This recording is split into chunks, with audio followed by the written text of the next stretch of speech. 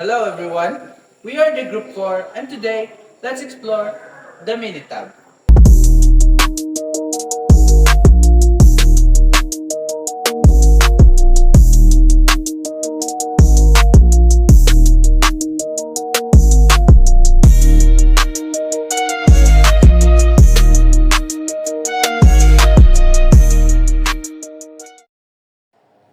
First, measure the paper with your desired length and width. For example, in our case, we did set a 1 centimeter width and 3 centimeters for the rotor length. Then, fold it thrice, having a total length of 12 centimeters for the light paper type. And for the heavy, setting different values as well. Then, on the second fold, put a dot dividing the width into three. Cut the two dots sideways, and then fold from leg A unto leg B, then leg C unto leg B. Then, on the third or uppermost fold, cut it into half, leaving a 1 centimeter uncut space for the body. Next is to fold rotor A and rotor B in opposite directions, forming 90° on or to the body and be 180% away from each other. And then, for the paper clip version, add a paper clip to the bottom of the leg. After creating a paper helicopter with desired measurements and replication, measure a wall, a height of 2 meters. Then, test it 16 times according to the data given in terms of paper type and clip attachment. The main purpose is to get the flight time in seconds.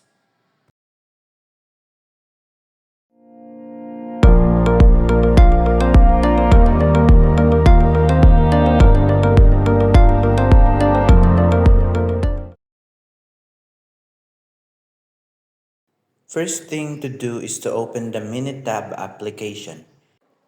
Then, go to Stat, press the DOE, factorial, and create a factorial design.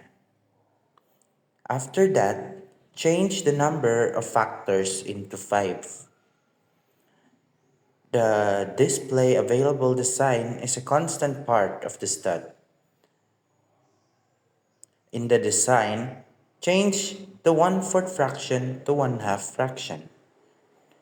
Next, the factors. You can see 5 columns and 6 rows. The first column shows the name section. Input the paper type, rotor length, leg width, and paper clip under the second row.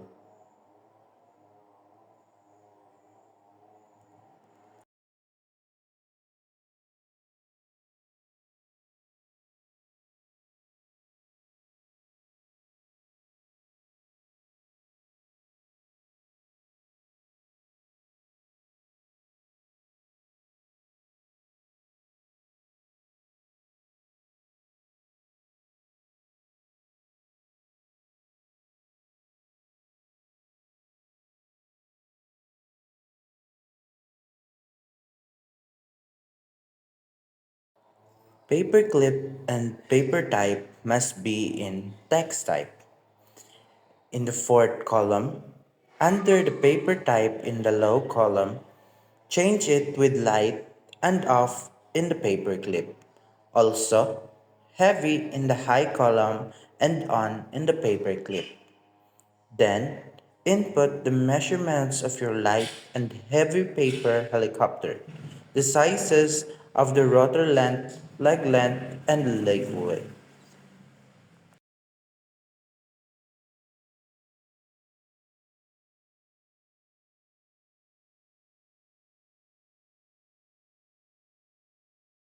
After that, press OK. Then you'll get the dataset or the table. In the table, there are 9 columns. Since the 10th column is blank, the recorded time will be input there as a composition of the 10th column. One by one, input the time recorded for each attempt or test on the paper helicopter with the corresponding differences in terms of rotor length, leg length, leg with, and with or without the paper clips. Once you're done, you can now proceed to the next step.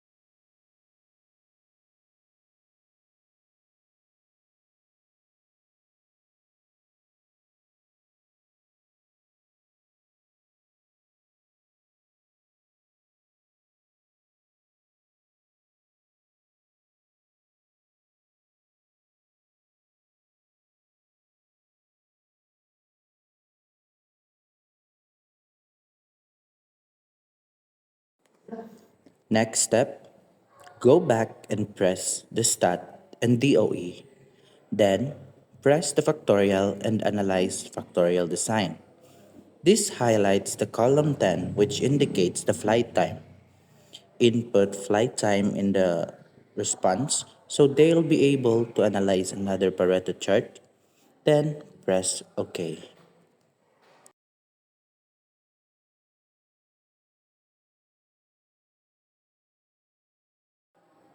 With that current action, you will see a dataset segregation.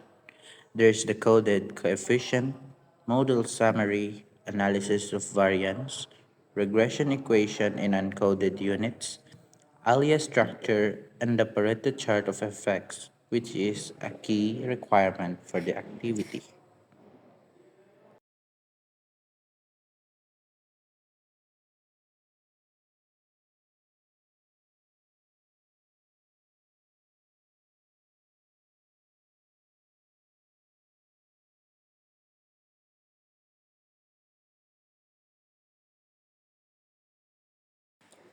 For the next step, repeat and go back to stat, then press the DOE and analyze the factorial design.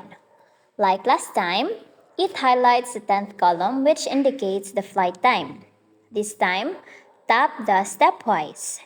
Then, change the method to forward selection and input the alpha number, which is a value of 0.05. Then, press OK. In that way, you'll get an additional forward selection of terms.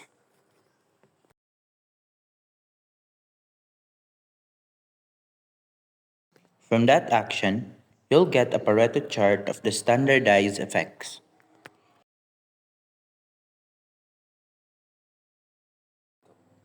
Again, tap the stat and the DOA, then press the factorial. You will see two boxes. The right side is filled with the given data.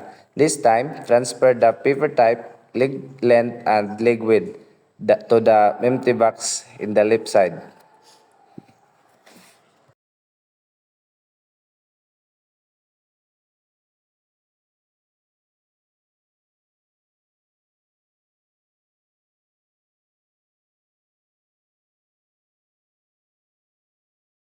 This action will give us the main effect plot for flight time and the interaction plot for flight time that shows the longest flight is with light paper and short leg length.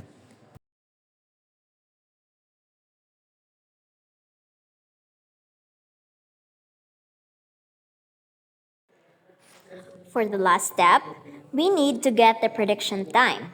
But in our case, we used this year.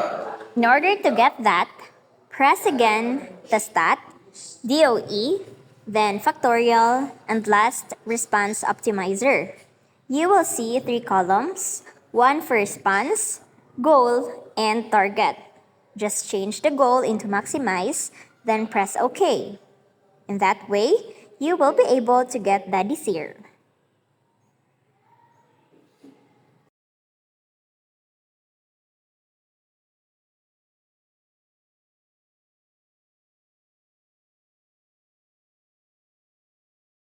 Now that we are able to teach you how to use the Minitab, We hope that you learned something from us. Thank you and thanks for watching!